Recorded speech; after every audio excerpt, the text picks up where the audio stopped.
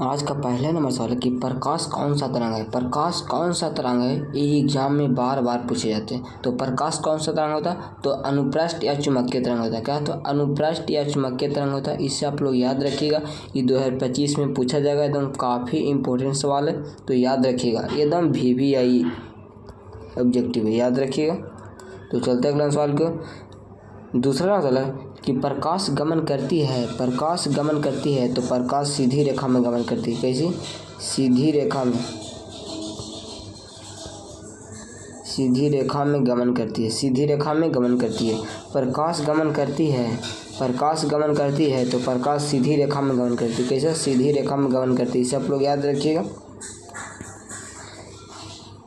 तीसरा सवाल कि प्रकाश की चाल सबसे अधिक किस में होता है। प्रकाश की चाल सबसे अधिक किस में होता है, तो निर्वात में होता है। किस में होता है, निर्वात में होता है। इसे आप लोग याद रखिएगा, एकदम VVI है। जितने भी क्वेश्चन कराएंगे वो सभी VVI है। तो जल्दी से सभी क्वेश्चन याद कर लीजिएगा। आइए इस वीडियो को ज़्यादा से ज़्यादा अपने दोस्तों के पास शेयर कीजिएगा। तो चलते अगला सवाल की ओर। चौथा सवाल है कि निर्वात में प्रकाश की चाल कितनी होती है। तो निर्वात में प्रकाश की चाल 3 गुने 10⁸ मीटर प्रति सेकंड होता है। इसे आप लोग याद रखिएगा, एग्जाम में बार बार पूछा जाता है कि निर्वात में प्रकाश की चाल कितनी होती है, तो 3 गुने 10⁸ मीटर प्रति सेकंड होता है। इसे आप लोग याद रखिएगा, ये 2025 के लिए फिक्स सवाल है। पाँचवां सवाल कि प्रकाश के परावर्तन के कितने नियम। प्रकाश के परावर्तन के कितने नियम, काफ़ी इंपॉर्टेंट सवाल है, हर साल एग्जाम में पूछा जाता है। इसे आप लोग VVI लगा लीजिएगा, एग्जाम में बार बार पूछा जाता है कि प्रकाश के परावर्तन के कितने हैं, तो 2 नियम होते हैं। कितने होते हैं, 2 नियम।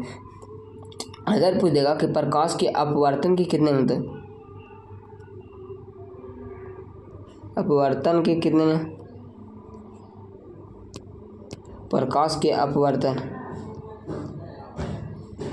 प्रकाश के अपवर्तन के कितने नियम होते हैं, तो इसका भी ना 2 ही नियम होता है।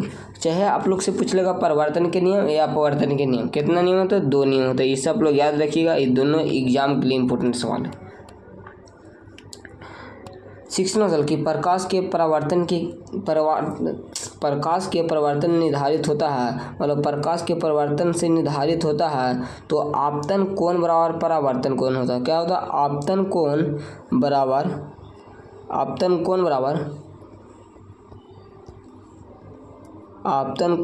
परावर्तन कोण होता है, परावर्तन कोण होता है। याद रखिएगा, प्रकाश के परावर्तन से निर्धारित होता है, तो प्रकाश के परावर्तन से निर्धारित क्या होता है, तो आपतन कोण बराबर परावर्तन कोण होता है। क्या होता है, आपतन कोण बराबर परावर्तन कोण होता है। इसे आप लोग याद रखिएगा, एकदम इम्पोर्टेंट सवाल है एग्जाम के लिए। 7वां सवाल कि समतल द्वारा बना प्रतिबिंब होता है। समतल दर्पण द्वारा बना प्रतिबिंब कैसा होता है, तो काल्पनिक होता है। कैसा होता है, काल्पनिक होता है। इसे आप लोग याद रखिएगा। 8वां सवाल है कि दर्पण के सामने किसी भी दूरी पर स्थित वस्तु का सीधा प्रतीत होता है तो वह दर्पण होगा। वह दर्पण क्या होगा, तो वह तो या तो समतल होगा या तो उत्तल होगा, या तो समतल होगा या तो उत्तल होगा। तो इसे याद रखिएगा। 9 नंबर सवाल कि समतल दर्पण की फोकस दूरी होती है। समतल दर्पण की फोकस दूरी कैसा होता है, तो अनंत होता है। कैसा होता है, अनंत होता है। सब लोग याद रखिएगा। 10वां सवाल कि अवतल दर्पण के सामने वस्तु को कहाँ प्रतिबिंब उल्टा और वास्तविक समान आकार का बने जाए, ताकि वक्रता केंद्र पर, कहाँ रखने पर, वस्तु का प्रतिबिंब उल्टा और वास्तविक कहाँ बनेगा, तो वक्रता केंद्र पर। कहाँ बनेगा, वक्रता केंद्र पर। याद रखिएगा। 11वां सवाल है कि उत्तल दर्पण द्वारा बना प्रतिबिंब होता है। उत्तल दर्पण द्वारा बना प्रतिबिंब कैसे होता है, तो सीधा और काल्पनिक एवं छोटा होता है। सीधा और काल्पनिक और कैसे होता है, छोटा होता है। याद रखिएगा। 12 नंबर सवाल एकदम काफ़ी इंपॉर्टेंट सवाल है, इसमें VVI लगा लीजिएगा कि दर्पण का सूत्र क्या होता है। तो दर्पण का सूत्र क्या होता है, 1/V + 1/EU बराबर 1/ कितना F होता है। याद रखिएगा, दर्पण का सूत्र काफ़ी इंपॉर्टेंट है, याद रखिएगा। दर्पण का सूत्र क्या होता है, तो 1/V + 1/EU बराबर 1/F होता है। याद रखिएगा। 13वां सवाल कि दाढ़ी बनाने के लिए कौन सा दर्पण उपयुक्त होता है। दाढ़ी बनाने के लिए हम लोग कौन सा दर्पण का उपयोग करते हैं, तो अवतल दर्पण। किसका, अवतल दर्पण का। याद रखिएगा। 14वां सवाल कि लेंस का सूत्र है, लेंस का सूत्र क्या होता है? तो 1/v माइनस 1/u बराबर 1/f होता है, याद रखिएगा। इससे काफ़ी इंपॉर्टेंट सवाल है ये दोनों एग्जाम के लिए। आप लोग से दर्पण का सूत्र पूछ लेगा या लेंस का सूत्र, तो आप लोग याद रखिएगा, इंपॉर्टेंट सवाल है। 15वां सवाल कि किसी कार के अग्रदीप में प्रयुक्त दर्पण है, अग्रदीप में कौन सा दर्पण लगा रहता है? तो अग्रदीप में अवतल दर्पण लगा रहता है। इस यहाँ पे गलती हो गई, अवतल दर्पण,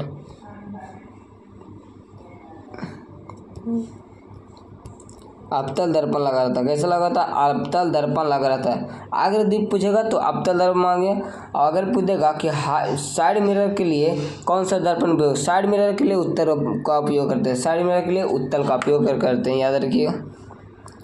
16वां सवाल कि किस दर्पण का उपयोग गाड़ियों के साइड मिरर के रूप में होता है? साइड मिरर के लिए कौन सा दर्पण का उपयोग किया जाता है? तो उत्तल दर्पण, साइड मिरर के लिए उत्तल दर्पण, याद रखिएगा। आगे पूछ देगा कि अग्रदीप में किसका उपयोग करते हैं? तो अग्रदीप में अवतल दर्पण का उपयोग होता है, अग्रदीप में अवतल दर्पण को। 17वां सवाल कि नई कार्तीय परिपाटी के अनुसार, नई कार्तीय परिपाटी के अनुसार दर्पण के सामने रखे गए बीम का दूरी ली जाती है, बीम की दूरी ली जाती है तो कैसा? ऋणात्मक ली जाती है, याद रखिएगा। 18वां सवाल कि किस दर्पण की फोकस दूरी धनात्मक होती है? किस दर्पण की फोकस दूरी धनात्मक होता है? तो धनात्मक किसका होता है? उत्तल को होता है, याद रखिएगा। अगर पूछेगा किस दर्पण की फोकस दूरी ऋणात्मक होता है, तो ऋणात्मक किसका होता है? तो अवतल का होता है। अवतल का कैसा होता है? तो ऋणात्मक होता है। काफ़ी इंपॉर्टेंट सवाल है एग्जाम के लिए। ऋणात्मक किसका होता है? तो अवतल को होता है। धनात्मक किसका होता है? तो उत्तल को होता है, याद रखिएगा। ये दोनों इंपॉर्टेंट सवाल है एग्जाम के लिए।